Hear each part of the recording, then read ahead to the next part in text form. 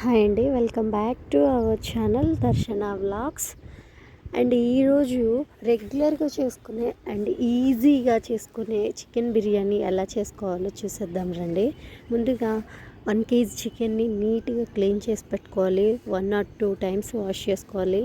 ఎందుకంటే మనం ఎంత క్లీన్ చేసుకుంటే అంత మంచిది, నీట్గా ఉంటుంది. అండ్ అలాగే అక్కడ ఎలా కట్ చేస్తారో తెలియదు కదా, ఎలా పడితే అలా కట్ చేస్తూ ఉంటారు. అందుకే మనం 1 or 2 times నీట్గా క్లీన్ చేసుకోవాలి. బేసిక్ ఇంగ్రీడియంట్స్తోనే చేశానండి.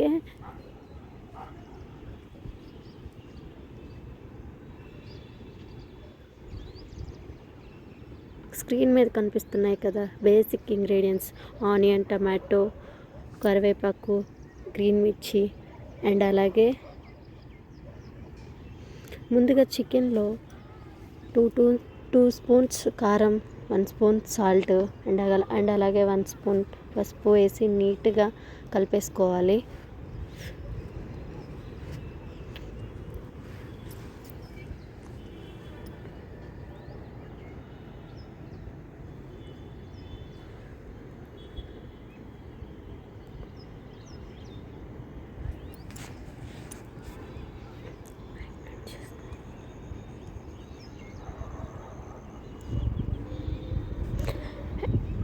అండ్ అలాగే మనకు కావాల్సిన బిర్యానీ స్పైసెస్ అన్నీ తెలుసు కదా, అవన్నీ ఇక్కడ నేనేం చెప్పట్లేదు, స్క్రీన్ మీద చూపిస్తున్నాను. అండ్ అలా మనకు కావాల్సిన బిర్యానీ స్పైసెస్ అన్నీ తీసుకోండి. మీరు ఏమేమి వేసుకుంటారో అవన్నీ. నేనైతే ఎక్స్ట్రా ఏమీ వేయలేదు, అవంతా షోకేనండి. ఎందుకు అవన్నీ వేసి వేస్ట్, అందుకనే నేను సింపుల్గా అవి రెండు తీసుకొని చేశాను. అండ్ అలాగే రెగ్యులర్ బిర్యానీ అని ఎందుకన్నానంటే, మేము ఎప్పుడు చేసుకున్నా కూడా రోల్లోనే దంచేసుకుంటాము మసాలాలన్నీ, బిర్యానీ స్పైసెస్ మొత్తం ఫ్రై చేసేసుకొని అండ్ అవి అన్నీ కూడా రోల్లో వేసుకొని మసాలా పట్టుకుంటాము. అందుకనే రెగ్యులర్ బిర్యానీ అని చెప్పాను. ఇది మిక్సీలో కన్నా కూడా ఇలాగా దంచేసుకుంటేనే బాగా టేస్ట్గా ఉంటుంది, అందుకనే రెగ్యులర్ బిర్యానీ అని చెప్పాను.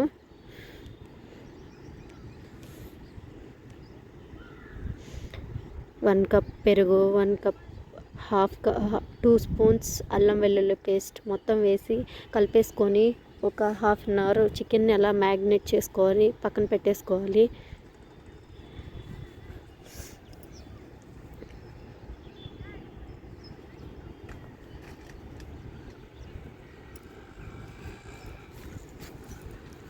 ఇక్కడ చూస్తున్నాను చూడండి, నేను ఆనియన్, పచ్చిమిర్చి, టమాటో, కరివేపాకు, అలాగే బిర్యానీ స్పైసెస్,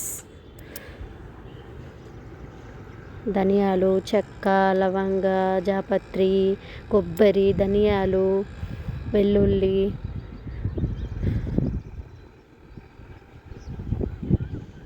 కస్తూరి ఆకు,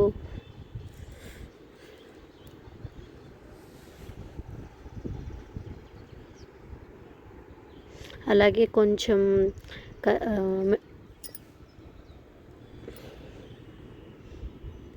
కొంచెం కొత్తిమీర కూడా. ముందుగా స్టవ్ వెలిగించేసుకొని కొన్ని ధనియాలు, అలాగే వెల్లుల్లి, బిర్యానీ ఆకులు అన్నీ బాగా ఫ్రై చేసుకోవాలి. బిర్యానీ స్పైసెస్ మొత్తం వేసుకోవాలి, చెక్క, లవంగ, యాలకులు మొత్తం వేసేసుకొని ఫ్రై చేసేసుకోవాలి.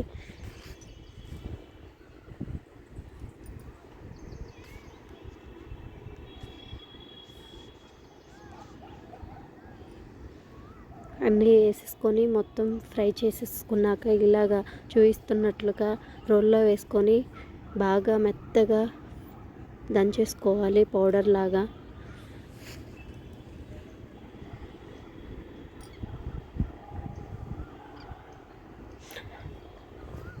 తర్వాత మనం మ్యాగ్నేట్ చేసుకున్న చికెన్ని మళ్ళీ ఇంకొకసారి అలా కలిపేసుకొని స్టవ్ వెలిగించుకొని బాండీ పెట్టుకొని అందులో కొంచెం 1 tablespoon గీ అండ్ అలాగే కొంచెం ఆయిల్ వేసుకొని అన్నీ ఫ్రై చేసేసుకోవాలి. అలాగా తాలింపు పెట్టేసుకోవాలి.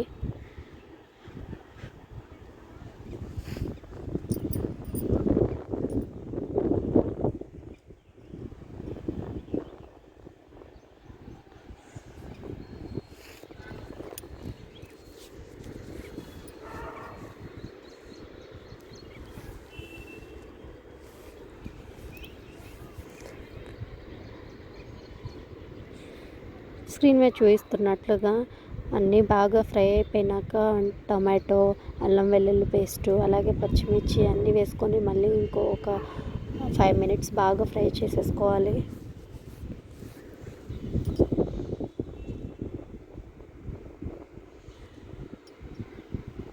తర్వాత మనం ఒకసారి మ్యాగ్నేట్ చేసుకున్న చికెన్ని కలిపేసుకొని దాన్ని తీసేసుకొని మనకు కావాల్సినంతగా బిర్యానీ పాండిలో వేసేసుకోవాలి.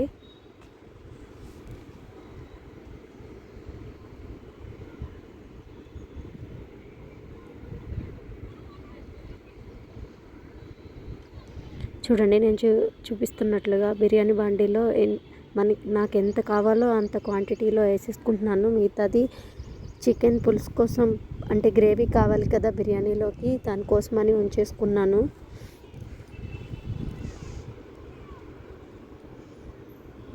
హాఫ్ కేజీ వేసుకొని హాఫ్ కేజీ గ్రేవీ కోసం ఉంచేసుకున్నాను.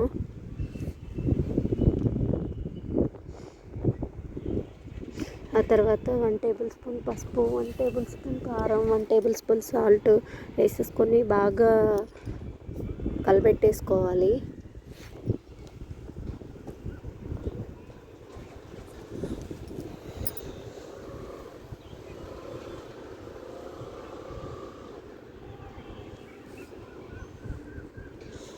ఆ తర్వాత మూత పెట్టేసుకొని ఒక 1/2 అవర్ ఫ్రై చేసేసుకోవాలి. తర్వాత రైస్ వేసుకోవాలి. నేను ఇక్కడ 3 గ్లాస్ మా ఇంట్లో ఉంటుందన్నమాట, నేను కొలతకి తీసుకునేది. ఆ గ్లాస్ తోటి 3 గ్లాసెస్ వేసాను. 1 గ్లాస్కి 1.5 కప్ అండి వాటరు. సో 3 గ్లాస్కి వాటరు వేసేసుకున్నాను. తర్వాత కొత్తిమీర కొంచెం, కరివేపాకు కొంచెం వేసేసుకున్నాను. అలాగే సాల్ట్ సరిపోలేదు, అందుకనే మళ్ళీ ఇంకొక 1 స్పూన్ యాడ్ చేశాను.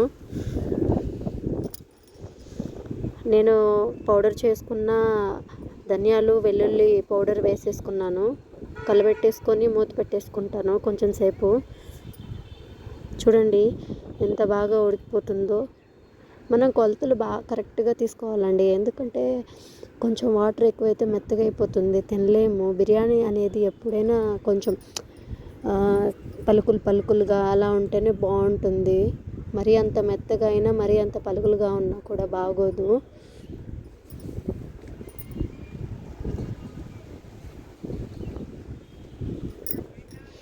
లాస్ట్లో నేను దమ్ పెట్టేసుకుంటున్నాను. దానికి ముందు కొంచెం అలాగా కొత్తిమీర పైన చల్లేసుకున్నాను.